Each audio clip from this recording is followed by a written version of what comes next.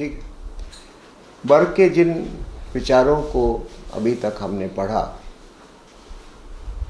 उनके संदर्भ में एक आलोचना उठाई जाती है कि बर्क राजनीतिक और सामाजिक जड़ता के पक्षधर हैं, पॉलिटिकल इमोबिलिटी या सोशल इमोबिलिटी के समर्थक हैं, अतीत के अंधभक्त हैं।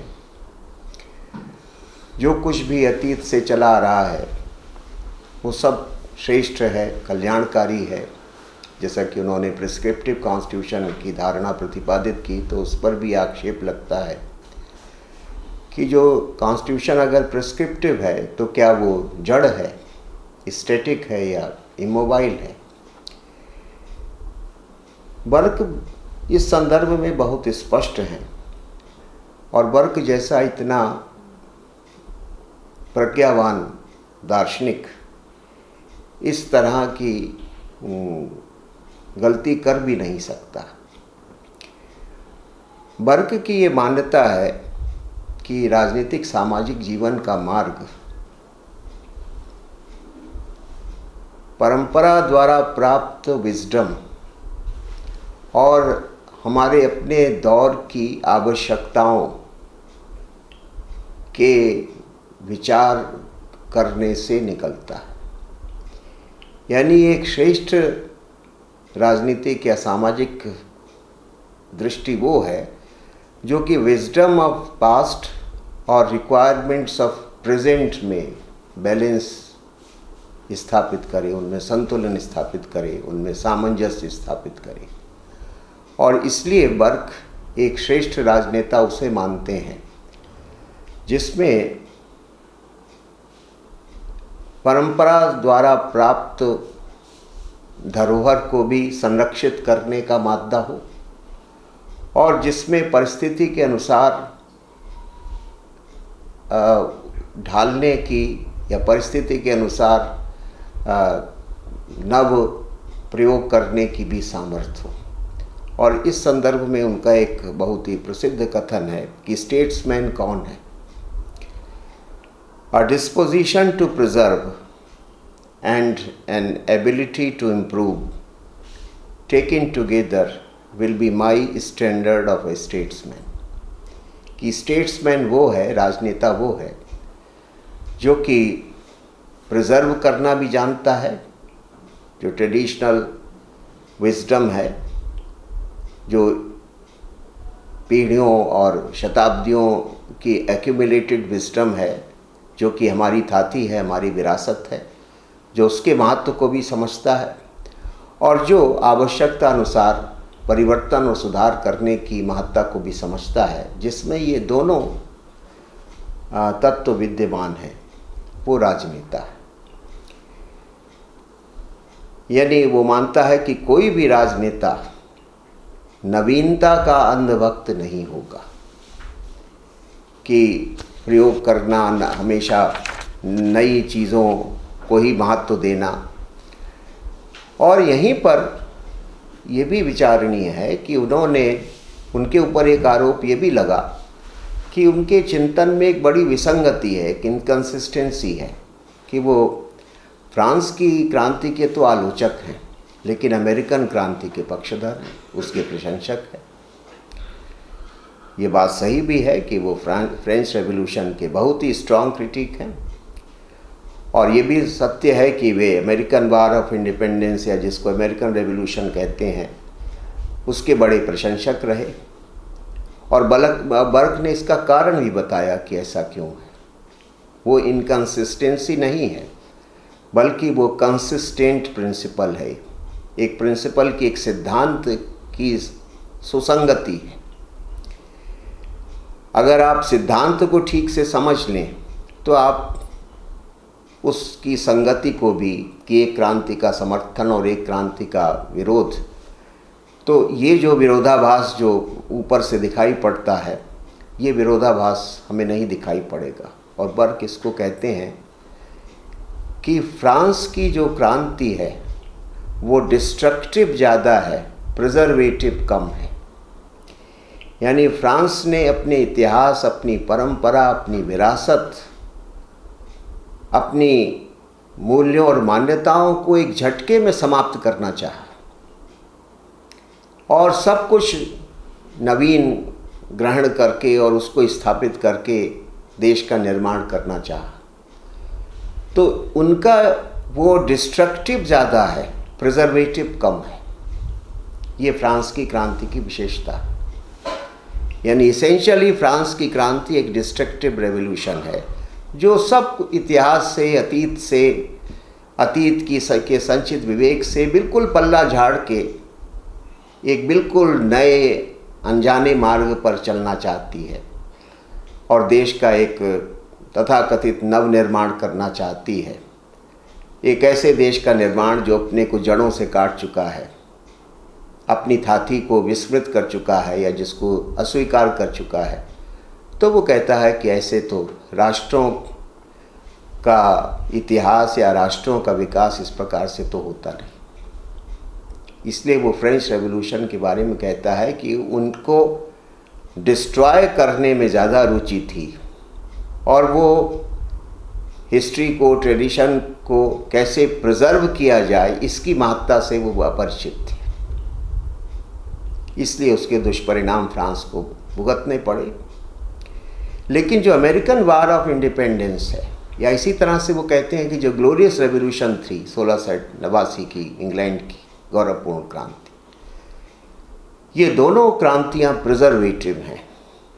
ये इतिहास, परंपरा और पीढ़ियों के अनुभव को महत्व देती हैं और उनके आधार पर आगे निर्माण करना चाहती हैं। इसलिए इन दोनों क्रांतियों का जो इसेंशियल कैरेक्टर है वो प्रिजर्वेटिव है। French revolution destroyed more than it preserved, while American Revolution preserved more than it destroyed। क्योंकि वो कहते हैं कि ग्लोरियस रेवोल्यूशन में भी और इसी तरह से अमेरिकन रेवोल्यूशन में भी जो राजनीतिज्ञ थे या जो जन सामान्य थे, वे किसी नई दुनिया की मांग नहीं कर रहे थे, किसी नई व्यवस्था की मांग नहीं कर रहे थे। उनका तर्क था कि जो हमारी एंशिएंट लिबर्टीज़ हैं, जो हमारी एंशिएंट राइट्स हैं, जो हमारी एंशिएंट इंस्टीट्यूशंस हैं, जो हमारे प्राचीन हमारी स्वतंत्रताएं, जो कि हमको पीढ़ियों से प्राप्त रही हैं और जिनका अपहरण किया जा रहा है, जिनको नष्ट किया जा रहा है, तो उन्हीं एंशिएंट राइट्स और लिबर्टीज़ और इंस्टीट्यूशंस को वो प्रिजर्व करना चाहते हैं। क्योंकि वो मानते हैं कि ये सब हमारे राष्ट्र का प्राण तत्व है और इस प्राण तत्व को यथावत बनाए रखते हुए ही हमें भविष्य की दिशा का निर्धारण करना है। तो इसलिए चाहे वो गौरवपूर्ण क्रांति हो, चाहे वो अमेरिकन रेवोल्यूशन हो, वो लोग कोई नई चीज़ नहीं मांग रहे।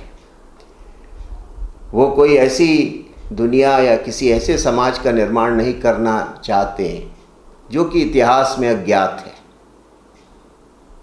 जो कि एकदम से, जिसको अंग्रेजी में डी नोवो एक शब्द आता है कि from the beginning, from the egg, वो नहीं आना चाहते हैं, बल्कि वो एक लंबे अनुभव की विरासत के आधार पर भावी निर्माण करना चाहते हैं। इसलिए वो दोनों रेवोल्यूशन तो दोनों हैं, लेकिन उनके इसेंशियल कैरेक्टर में एक अंतर है, एक बहुत बड़ा अंतर है। और इसलिए इसमें कोई इनकन्सिस्टेंसी नहीं है, इसमें कोई असंगति नहीं है। जो लोग केवल एप्रायरी रीजनिंग्स के आधार पर विचार करते हैं वो ये इनकन्सिस्टेंसी देखेंगे, लेकिन जो लोग गंभीरता से दोनों क्रांतियों के मूल चरित्र को समझ लेते हैं और फिर बर्क का अध्ययन करते हैं, तो वो ये निष्कर्ष निकालेंगे कि नहीं, जो फंडामेंटल प्रिंसिपल है कि एक रेवोल्यूशन क्या है या क्या होनी चाहिए, वो तो एक बहुत ही कंसिस्टेंट बात बर्क ने कही है। हाना आर्ंट ने भी आगे चल के क्रांति के सिद्धांत का जो प्रतिपादन किया अपनी पुस्तक ऑन रेवोल्यूशन में, उन्होंने भी लगभग बर्क की मान्यताओं को आगे बढ़ाने का काम किया। तो इसलिए बर्क के ऊपर ये भी आरोप लगते रहे हैं, लेकिन अगर वो हम उनको सुपरफिशियली देखेंगे तब तो वो आरोप हैं। अदरवाइज़ अगर हम उनके उनकी जो फंडामेंटल जो उनकी दृष्टि है, जो उनका थ्योरेटिकल जो उनका बेसिस है, अगर उसको हम ठीक से समझ लें तो वो कोई इनकन्सिस्टेंसी नहीं है, वो कोई कॉन्ट्रडिक्शन नहीं। फिर एक अन्य महत्वपूर्ण विचार जो कि बर्क ने प्रतिपादित किया वो रिप्रेजेंटेशन का, प्रतिनिधित्व का सिद्धांत। अब बर्क के समय तो इंग्लैंड में लोकतांत्रिकरण की प्रक्रिया थोड़ी बहुत बढ़ चुकी थी। पार्लियामेंट में प्रतिनिधि चुन के आते थे, हालांकि वो जो भी उस समय की प्रतिनिधि चुनने की प्रणाली थी वो कोई बहुत दोष मुक्त नहीं थी, लेकिन प्रतिनिधि चुन के आते थे। और आगे चल के भी जो रिप्रेजेंटेटिव डेमोक्रेसी बढ़ी तो उसमें भी प्रतिनिधियों के माध्यम से ही संसदों का गठन हुआ या सरकारों का संचालन हुआ।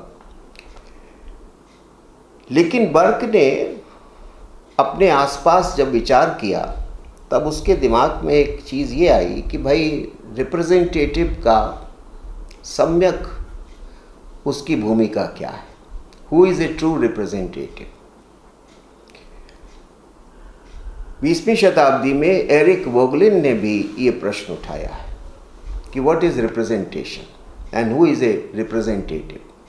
प्रतिनिधि कौन है, प्रतिनिधित्व का क्या आशय है। और वो जब वोगलिन भी ये जब अपनी मान्यता प्रस्तुत करते हैं तो उनके ऊपर एडमंड बर्क का और ब्रिटिश राजनीति का गहरा प्रभाव देखा जा सकता है। बर्क ये मानते हैं कि प्रतिनिधियों को देखने की प्रतिनिधित्व के सिद्धांत को देखने समझने की दो दृष्टियां हो सकती हैं या प्रचलन में है। एक तो यह है कि जो हमारा प्रतिनिधि है जिसको हम चुनते हैं किसी भी स्तर पर, चाहे वो ग्राम स्तर पर हो, चाहे वो प्रांतीय स्तर पर हो, चाहे वो राष्ट्रीय स्तर पर हो या दूसरे संस्थाओं में प्रतिनिधियों का चयन हो, तो प्रतिनिधि शब्द एक व्यापक शब्द है। रिप्रेजेंटेशन एक व्यापक अवधारणा है। तो वो जो प्रतिनिधि हमारा है वो हमारा एजेंट है या हमारा डेलीगेट है, हमारा अभिकर्ता है कि जिसकी भूमिका सिर्फ इतनी है कि हम जो उससे कहें करने को, आदेश दें या अपेक्षा करें, उसको चुपचाप उस आदेश और हमारी उस इच्छा को पूर्ण करना है। क्या रिप्रेजेंटेटिव का ये धर्म है या उसकी ये भूमिका है कि he has to carry out merely the wishes or the whims of the electorate, कि जिन लोगों ने उसको चुना है वो एक प्रकार से उनका गुलाम है, उनका एजेंट है, उनका डेलीगेट है, उनका स्लेव है, कि जैसा वो चाहें केवल उसको वही करना है। संसद में भी वही बोलना है, संसद के बाहर भी उन्हीं की इच्छा और उन्हीं की विश या उनकी विम के हिसाब से हमेशा एक्ट करना है। इसके अलावा उसकी कोई भूमिका नहीं। तो एक तो ये है प्रतिनिधित्व का सिद्धांत, यानी जो इलेक्टोरेट है, जो निर्वाचक है, जो निर्वाचक लोग हैं वे उसके मालिक हैं और वो उनका एक एजेंट है। जैसे कि एक एजेंट जो होता है वो हम जैसा उसको इंस्ट्रक्शन देते हैं, आदेश देते हैं, उसके अनुसार ही वो काम करता है, वो उससे कभी भटक नहीं सकता। तो क्या रिप्रेजेंटेशन का ये जिसको मैंडेटेड थियरी ऑफ रिप्रेजेंटेशन कहते हैं कि क्या वो हमारा एजेंट है या डेलीगेट है, या जो हमारा रिप्रेजेंटेटिव है वो एक इंडिपेंडेंट पर्सन है। इंडिपेंडेंस थियरी ऑफ रिप्रेजेंटेशन कि वो हमारा प्रतिनिधि अवश्य है, लेकिन वो अपने विवेक से, अपने परिपक्व विवेक से वो निर्णय लेगा और हमारी इच्छाओं और हमारी भावनाओं को जानने समझने का प्रयास तो अवश्य करेगा। ये तो उसका धर्म है। कि जिनको वो रिप्रेजेंट कर रहा है उनकी इच्छाओं को, उनकी भावनाओं को, उनकी समस्याओं को वो ठीक से जाने समझे, लेकिन समाधान वो अपने विवेक से प्रस्तुत करेगा। ये नहीं है कि इलेक्टोरेट जो उसको कहे कि अब आप ऐसा कर दो तो वो वैसा ही केवल कर देगा। यहाँ पर वो अपने मैच्योर जजमेंट से निर्णय लेगा कि निर्वाचकों की कौन सी इच्छा, कौन सी भावना, कौन सा निर्देश मानने योग्य है और कौन सा मानने योग्य नहीं है, जो कि एक लीडर को होना चाहिए। He should lead, he should not be led, कि एक लीडर को लीड करना चाहिए, मासेस के पीछे पीछे नहीं चलना चाहिए, जो कि आमतौर से अनफॉर्चुनेटली पॉपुलिस्ट डेमोक्रेसीज में होने लगा।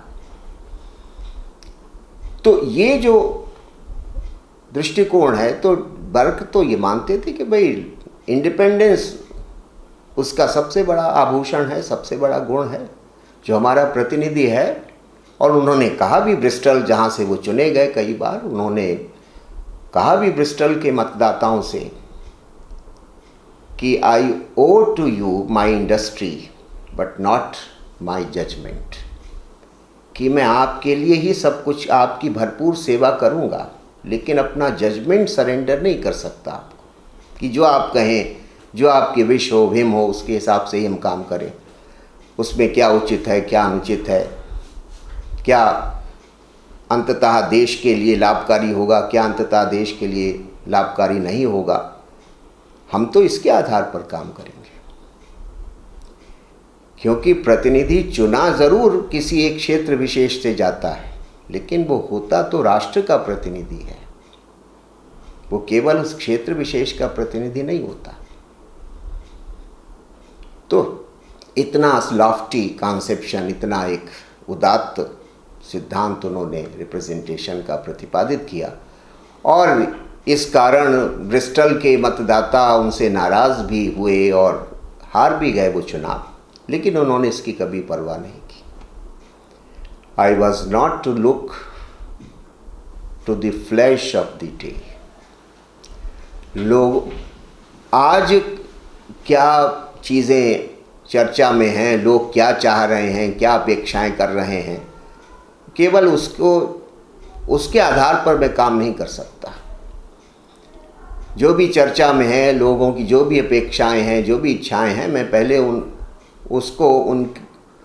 उसको तौलूंगा कि उसमें क्या श्रेष्ठ है, क्या अश्रेष्ठ है, क्या उचित है, क्या अनुचित है, और जो उचित होगा उसको पूरा करना मेरा धर्म है। कि हर इच्छा, हर आकांक्षा, हर सनक को इम्प्लीमेंट करना या पूरा करना, ये प्रतिनिधि का दायित्व नहीं होता। आज की पॉपुलिस्ट डेमोक्रेसीज में रिप्रेजेंटेशन के सिद्धांत का बड़ा महत्व है। मतलब यह है कि हमारे प्रतिनिधियों में नेतृत्व का गुण होना चाहिए, लीडरशिप की क्वालिटी होना चाहिए, उनका अपना जजमेंट होना चाहिए, उनके अपने संस्कार प्रबल होने चाहिए, वे प्रजा के मार्गदर्शक बने,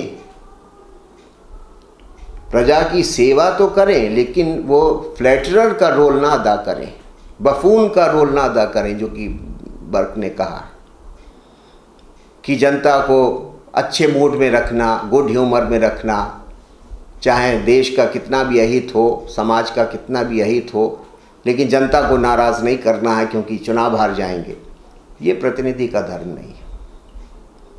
प्रतिनिधित्व का ये सिद्धांत तो समाज और राष्ट्र के लिए पतनकारी होता है।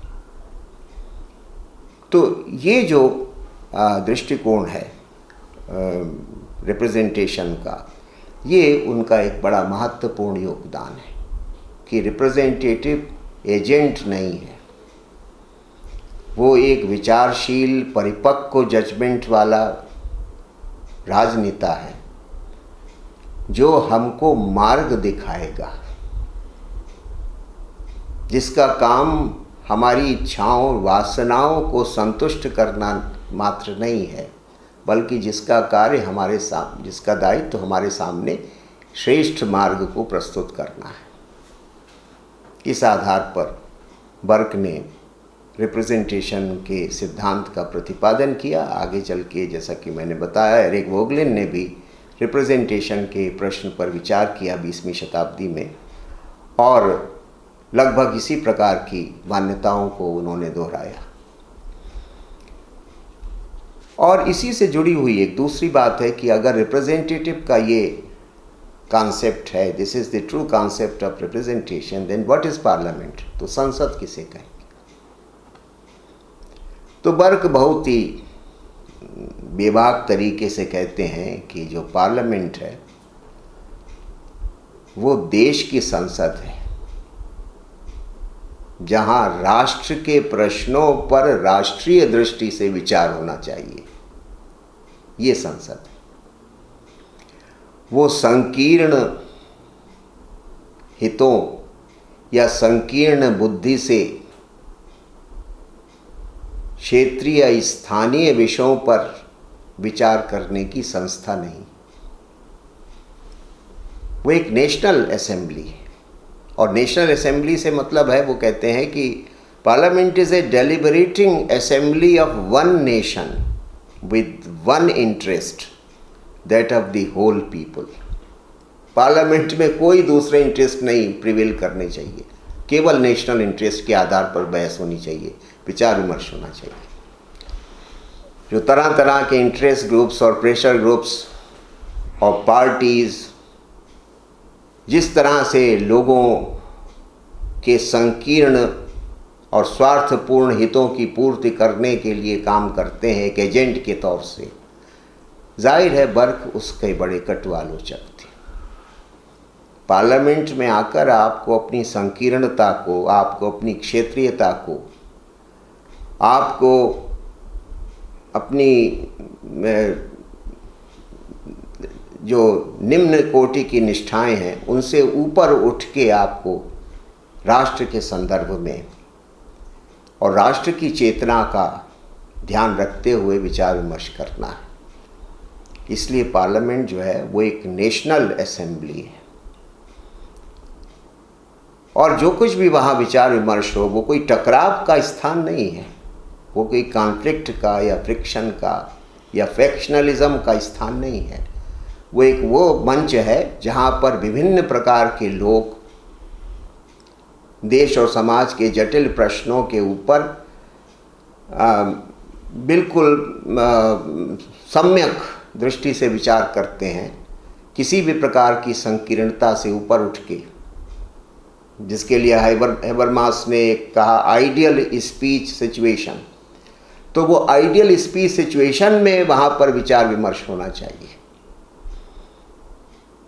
कि लोग हर प्रकार की संकीर्णता से, स्वार्थ से, तात्कालिक हानि लाभ के प्रभाव से मुक्त होकर राष्ट्र और राष्ट्र के दीर्घकालीन हित के संदर्भ में विचार विमर्श करें। ये पार्लियामेंट का काम है। We are not the local purposes, not local prejudices should guide but the general good, कि वहाँ पर लोकल पर्पसेस और लोकल प्रेजुडिसेस गाइड नहीं करनी चाहिए, को गाइड नहीं करना चाहिए, बल्कि केवल और केवल जनरल नेशनल इंटरेस्ट के आधार पर विचार विमर्श होना चाहिए। और ये तभी संभव है जबकि प्रतिनिधित्व का वो जो इंडिपेंडेंस थियरी ऑफ रिप्रेजेंटेशन कहते हैं उस प्रकार के प्रतिनिधि होंगे। जब वे चुनावी हार जीत के प्रश्न से परे होकर देश के हित और हित में क्या है इस दृष्टि से विचार करेंगे तो जाहिर है कि जो सभा, जैसे कि प्राचीन भारत में भी कि सभा क्या है, सभ्यों का विचार विमर्श का स्थल है। अब सभ्य कौन है? जो अपनी संकीर्णताओं से, अपने स्वार्थ से, अपने लोभ और लालच से मुक्त होकर किसी विषय पर विचार करे तो वो सभ्य है, यानी वो सभा में बैठने के योग्य है। तो बर्क इसी प्रकार की धारणा का प्रतिपादन करते हैं और ये उनका एक पार्लियामेंट को लेकर एक बड़ा महत्वपूर्ण विचार है कि पार्लियामेंट को आप एक लोकल असेंबली मत बनाइए, जहाँ पर लोकल प्रेजुडिसेस और लोकल इंटरेस्ट के आधार पर काम होता है। ये पार्लियामेंट का डिजेनरेशन है, डिग्रेडेशन है। और इस प्रकार की संसदों से, अगर इस प्रकार की संसदें होंगी तो उनसे राष्ट्र का क्या कल्याण हो सकता है। तो ये सब बर्क के मुख्य विचार हैं, मुख्य सिद्धांत हैं। अंत में जब हम बर्क का मूल्यांकन करते हैं तो सबसे पहली बात जो कि सामने आती है वो सेबाइन ने जो एक बात कही और जो कि सामान्यतः बर्क के विषय में कही भी जाती है कि he is a founder of self conscious political conservatism, कि वो राजनीतिक अनुदारवाद के संस्थापक विचारक हैं। Self conscious political conservatism. Sabine कहते हैं कि ऐसा नहीं है कि कंजर्वेटिज्म कोई नई चीज़ थी, बर्क के साथ शुरू हुई। कंजर्वेटिज्म, अनुदारवादी दृष्टि एक पुरानी चीज़ है। पहले भी बहुत सारे चिंतकों और विचारकों में ये दृष्टि विद्यमान रही, लेकिन जिसको हम कंजर्वेटिव फिलॉसफी कहते हैं, एक व्यवस्थित अनुदारवादी चिंतन की दृष्टि, अनुदारवादी चिंतन की एक व्यवस्थित गंभीर दृष्टि, इसके तो बर्क ही सबसे पहले प्रतिपादक थे। कंजर्वेटिज्म पहले भी रहा, लेकिन जो कंजर्वेटिव फिलॉसफी है वो तो बर्क से ही शुरू होती है, ऐसा उनका मानना है। और ऐसा वो इसलिए कहते हैं, वो कहते हैं कि कंजर्वेटिज्म के जितने भी फंडामेंटल प्रिंसिपल्स हैं वो हमको बर्क में बड़े सुंदर रूप में प्राप्त होते हैं। जैसे सामाजिक जीवन बहुत जटिल होता है, वहाँ कोई सीधे सपाट रास्ते नहीं होते, ये बात बर्क ने कही। जो परंपरा से प्राप्त संस्थाएं हैं उनका हमारे जीवन में असाधारण महत्व होता है। मैसिवनेस, वो शब्द इस्तेमाल करते हैं, मैसिवनेस ऑफ कस्टमरी अरेंजमेंट्स। उनको आप उनकी उपेक्षा आप नहीं कर सकते, या उनको पूरी तरह से तिरस्कृत करके आप आगे नहीं बढ़ सकते। कि जो कस्टमरी अरेंजमेंट्स हैं, इंस्टीट्यूशंस हैं, they are a very very important part of our life. You simply cannot brush them aside।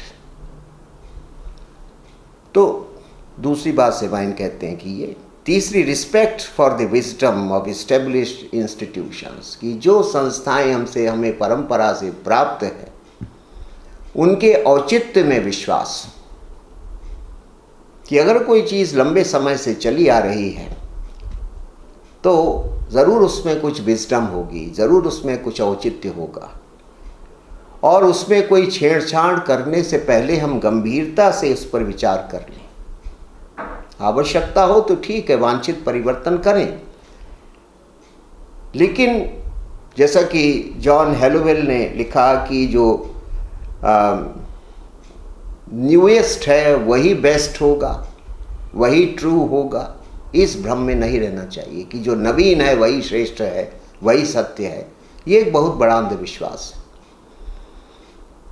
तो इसलिए वो कहता है कि respect for the wisdom of established institutions like religion and property. Conservatism का एक जो मूल आधार है वो धर्म की सत्ता में अटूट विश्वास, कि धर्म एक बहुत बड़ा तत्व होता है समाज को गठित और संचालित करने में, और कोई भी श्रेष्ठ समाज धर्म के तत्व की महत्ता को उपेक्षित करके कभी निर्मित या व्यवस्थित नहीं हो सकता।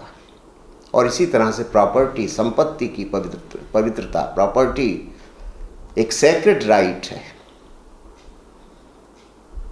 जीवन की अनिवार्य शर्त है। उसको भी आप हल्के में लेकर और उसको जैसे चाहे इंटरप्रेट करके भी आप समाज को बहुत नुकसान पहुंचाते हैं। Believe in the relative importance of individual will and reason to deflect it from course. Individual will और इंडिविजुअल रीज़न की इम्पोर्टेंस है, लेकिन सीमित, रिलेटिव, सापेक्ष महत्व ही है। इंडिविजुअल रीज़न या इंडिविजुअल विल जो है वो समाज की सोल या सुप्रीम अथॉरिटी अगर आप बना देंगे तो इससे समाज का बहुत अहित हो जाएगा। क्योंकि वो तो जैसा कि उसने कहा कि इस तरह की जो रीज़न या जो विल होती है वो तो ऐसे है कि समुद्र में बस आप तैर रहे हैं, लेकिन आप कभी सही दिशा में नहीं जा सकते। तो इसलिए वो कहता है, तो ये जो सब तत्व हैं, ये तत्व सेबाइन कहते हैं कि बर्क को एक कंजर्वेटिव फिलॉसफर बनाते हैं। ये कंजर्वेटिज्म के मूलभूत तत्व हैं और ये सभी बड़े श्रेष्ठ रूप में बर्क के चिंतन में प्रतिपादित किए गए। एक कंसिस्टेंटली उसने कोई व्यवस्थित ग्रंथ नहीं लिखा, लेकिन उसके सारे लंबे निबंधों में, सारे उसके जो ट्रैक्ट्स हैं, उनमें बस ये सब चीज़ें हर जगह पर आपको प्राप्त होती हैं। और यही कारण है कि उसके दृष्टिकोण को अनुदारवादी दर्शन के रूप में हम स्वीकार करते हैं।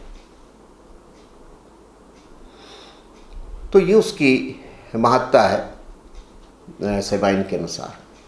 जॉन हेलोवेल, जो कि एक दूसरे बड़े राजनीतिक समीक्षक हुए हमारे दौर के, उन्होंने भी बर्क के विषय में बड़ी महत्वपूर्ण बात कही। हेलोवेल कहते हैं कि his conservatism is not simply a veneration of the past but an appreciation for what is good in past and a hope that that good can be perpetuated in the future. कि वो कोई अतीत का अंधभक्त नहीं है, उतना विवेकशील व्यक्ति हो भी नहीं सकता था। बर्क जैसा विवेकशील व्यक्ति केवल पास्ट को बिल्कुल ब्लाइंडली फॉलो करना या अप्रिशिएट करने वाला हो भी नहीं सकता था। तो इसलिए वो हेलोवेल कहते हैं कि वो एक सिंपल वेनरेशन ऑफ पास्ट नहीं है, वो अतीत का अंधभक्त नहीं है, अंध अनुयायी नहीं है, but an appreciation for what is good in the past. बल्कि अतीत में जो सनातन तत्व है, जो शाश्वत तत्व है,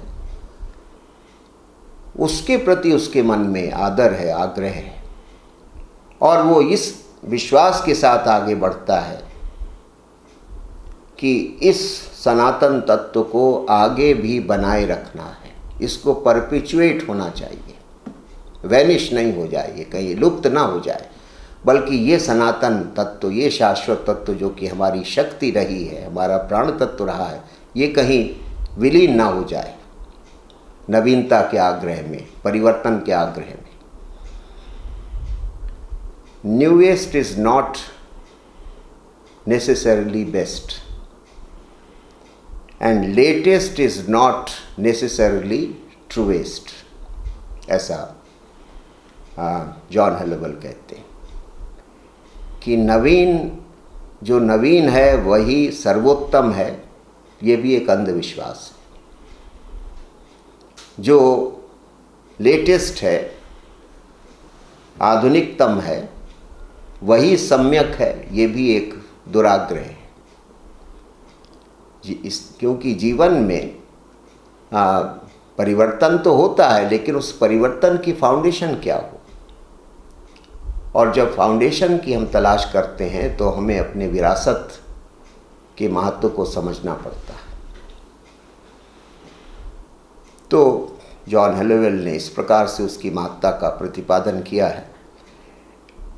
बर्क का इंग्लैंड की राजनीति पर भी और यूरोप की राजनीति पर भी गहरा प्रभाव पड़ा। इंग्लैंड की राजनीति पर गहरा प्रभाव इस दृष्टि से पड़ा कि इंग्लैंड का जो डेमोक्रेटाइजेशन हुआ 18वीं शताब्दी से, यानी बर्क के सामने ही शुरू हो चुका था, वो डेमोक्रेटाइजेशन की प्रक्रिया कभी रेडिकल नहीं हो पाई, कभी उग्र नहीं हो पाई, या अंधगति से वो कभी नहीं आगे बढ़ पाई। लोग हमेशा मॉडरेशन और बैलेंस के सिद्धांतों को स्वीकार करते हुए लोगों ने डेमोक्रेटाइज किया अपनी देश की व्यवस्था। ये बर्क की महत्ता। ट्रेड यूनियंस भी जो इंग्लैंड में आए बाद में 19वीं शताब्दी में समाजवादी विचारधारा के प्रभाव से, और जो दूसरे देशों में जो ट्रेड यूनियंस बड़े रेडिकल थे, बड़े रेवोल्यूशनरी थे, इंग्लैंड के ट्रेड यूनियंस उस प्रकार के कभी नहीं हुए। क्यों? क्योंकि इंग्लैंड के जो ट्रेड यूनियंस थे वो इंग्लैंड की पॉलिटिकल कल्चर में रचे बसे थे, और वो जो पॉलिटिकल कल्चर थी वो थी जो कि उनको विरासत से चली आ रही थी। सैकड़ों वर्षों के इंग्लैंड के इतिहास में कॉन्टिन्यूटी जो थी, उस कॉन्टिन्यूटी का सम्मान, उसका आदर ट्रेड यूनियन मूवमेंट ने भी किया, और इसलिए वहाँ पर लेबर मूवमेंट्स या ट्रेड यूनियन मूवमेंट्स कभी भी रेडिकलाइज नहीं हो पाए। ये बर्क का प्रभाव था। और इसी तरह से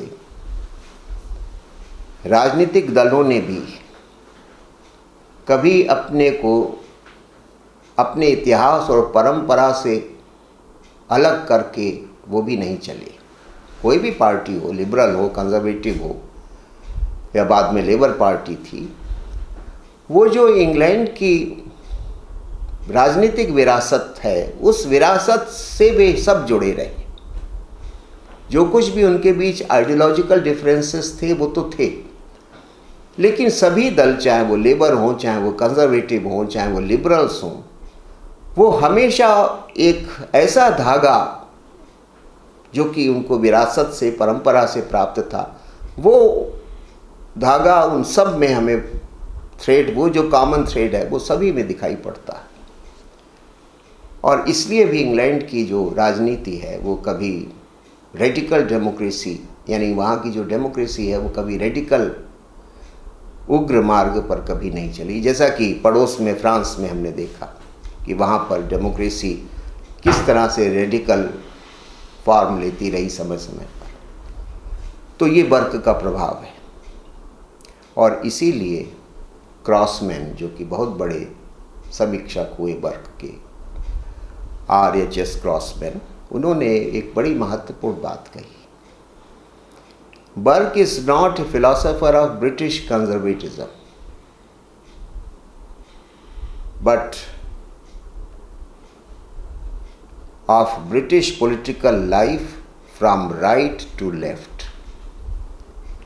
कि बर्क केवल ब्रिटिश अनुदारवाद का प्रतिपादक दार्शनिक नहीं है, बल्कि वो संपूर्ण इंग्लैंड के संपूर्ण राजनीतिक जीवन, चाहे वो वामपंथी हो, चाहे वो दक्षिणपंथी हो, उस सब का दार्शनिक है, उस सब का मार्गदर्शक है। But of British political life from right to left. His spirit informs the progressive movements as much as it informs the Conservative Party.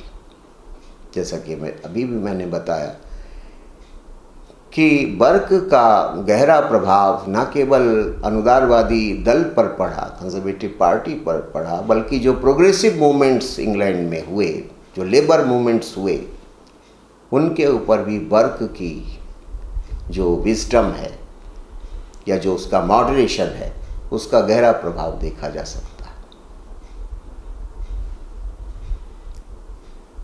बाद में जो उपयोगितावाद ने जिस तरह के रेडिकलिज्म को इंग्लैंड में लाने की कोशिश की, बेंथम वगैरह की, तो वो जड़ें नहीं जमा सका। तो ये बर्क का ही प्रभाव था, या बर्क का ही प्रताप था कि उपयोगितावादी उदारवाद जो काफ़ी रेडिकल था, वो इंग्लैंड में आया तो, लेकिन कभी वो अपनी जड़ें नहीं जमा सका। और JS मिल वगैरह तो काफ़ी कुछ उन्होंने बाद में ऐसी मान्यताओं का प्रतिपादन किया जो कि ब्रिटिश पॉलिटिकल कल्चर को रिप्रेजेंट करने वाली थी। तो इसलिए क्रॉसमैन कहते हैं कि वो केवल अनुदारवादी दृष्टिकोण का या अनुदारवादी दल का दार्शनिक नहीं है, बल्कि पूरी ब्रिटिश पॉलिटिकल लाइफ का वो एक प्रकार से एंकर है, एक प्रकार से मार्गदर्शक है, और उसका प्रभाव तो सर्वत्र देखा जा सकता है। सेबाइन लिखते हैं कि बर्क का प्रभाव केवल इंग्लैंड तक नहीं रहा, बल्कि कॉन्टिनेंट यानी यूरोपीय महाद्वीप पर भी पड़ा, कॉन्टिनेंटल फिलॉसफी पर भी पड़ा, और सबसे ज़्यादा वो कहते हैं कि हीगल के ऊपर पड़ा, जो कि जर्मनी का एक बहुत महत्वपूर्ण दार्शनिक हुआ 18वीं शताब्दी का, 19वीं शताब्दी का। और जिन चीज़ों की ओर बर्क ने संकेत किया था, सेबाइन कहते हैं, उन्हीं बिंदुओं को लेकर हीगल ने अपने दर्शन को आगे बढ़ाने का काम किया। What Burke had taken for granted, Hegel tried to prove, कि बर्क के संकेतों को ही हीगल ने सिद्ध करने का कार्य किया। तो इसलिए कॉन्टिनेंटल फिलॉसफी पर भी, कॉन्टिनेंटल पॉलिटिक्स पर भी बर्क का गहरा प्रभाव पड़ा। तो इस प्रकार से स्पष्ट है कि बर्क एक बहुत बड़ा दूरदृष्टा था, जिसको राजनीति की गहरी पकड़ थी। क्योंकि उसको जीवन की एक गहरी समझ थी। उसके लिए पॉलिटिक्स जो है वो एक संपूर्ण जीवन दृष्टि का एक अंग है, और वो संपूर्ण जीवन दृष्टि जो हिस्टोरिकल विजडम है या जो ट्रेडिशनल विजडम है, उस पर अगर आधारित होती है तो राजनीति भी उससे अपने को पृथक नहीं कर सकती।